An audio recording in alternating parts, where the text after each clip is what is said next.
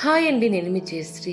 ఈరోజు మన channel recipe పాతకాలం నాటి ఎన్నో ఆరోగ్య ప్రయోజనాలు ఉన్న చద్దన్నం.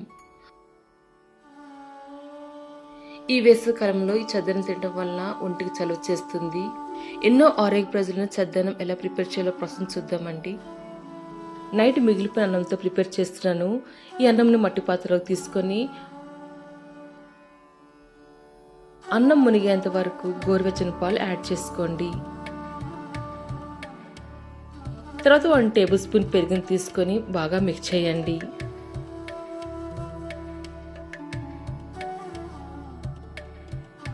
తర్వాత ఒక మీడియం సైజ్ ఆనియన్ని పెద్ద ముక్కలు కట్ చేసుకొని యాడ్ చేసుకోండి.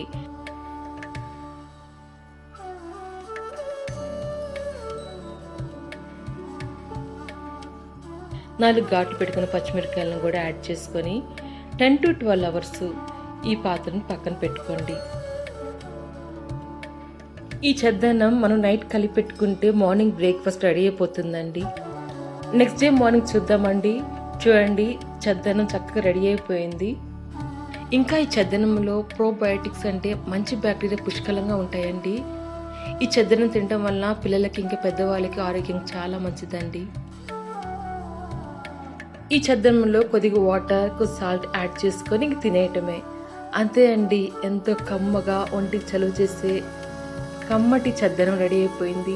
టేస్ట్ అయితే చాలా బాగుంటుందండి. మీకు ఈ చద్దన్నం రెసిపీ నచ్చితే లైక్ చేయండి. మీరు కూడా ట్రై చేసి ఎలా వచ్చిందో కామెంట్స్ మీద కూడా షేర్ చేసుకోండి. మనకు మంచి రెసిపీతో మళ్ళీ కలుద్దాం. మీ జయశ్రీ.